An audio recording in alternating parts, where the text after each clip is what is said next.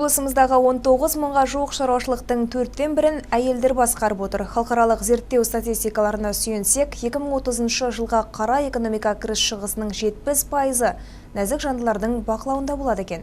Бүгін Таразда өткен ауыл әйелдерінің форумында осындай кәсіпте жүрген әйелдер көпке тағы бір рет таныстырылды.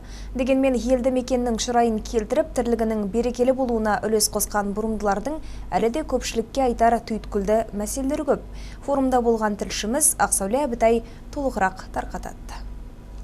Қаракесекова Мейрамгүл жұбайымен бірге 10 жылдан астам уақыт бойы Сарысу ауданында мал шаруашылығымен айналысып келеді. 4 түліктің көзін тапқан табысты әйел балалары мен келіндерін де осы кәсіпке баулыған. Қолдан шыққан өнімдерін арнайы көрмеге де ала келген. Енді биылдан бастап шаруа қожалығы Иранға ет экспорттауды бастамақ. Өңіріміздегі іскер әйелдер қауымдастығының мүшесі бүгінгі форумға арнайы шақырылыпты. Еңбектің, зейнеттің арқасында форумға қатысып отырмын, оған қуаныштымын. Мен осы жастайымнан еңбекпен араластым. Ерте мәдениет қызметкері болдым. Сол мәдениет қызметкерінің жұмысыменен әнші де болдым, қырқыншыда болдым, сақпаншыда болдым, малда бақтым.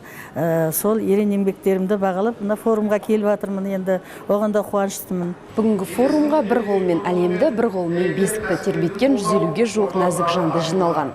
Ауылдың аясынан алысқа селек шықса да, күйбең тіршілікпен кәсіпті қатар алып жүр. Осы уақытқа дейін 50-ге жуық ауыл әйеліне $4000 грант табысталып үлгерген.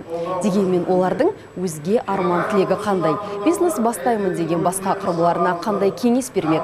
Бүгінгі форум дәл осы мәселелерді талқыға салмақ.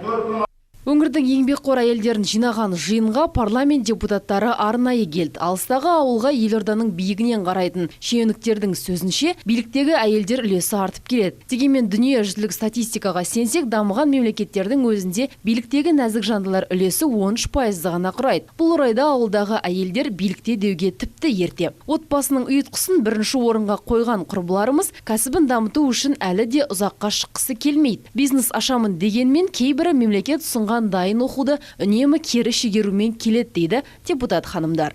Мемлекеттен кейін алатын болсақ, бұл жерде билікте оның бірі әйел. Дегенменен шын айту керек, жергілікті жерде бұл мәселеге біз көп мән бере қоймаймыз. Жаңа Шөкеев мырза айтқандай нақтап қоямыз әйтеуір бізді, бірақ ары қарай жылжытуда әйелдерді көтеруге онша мән бермейміз. Солай ғой.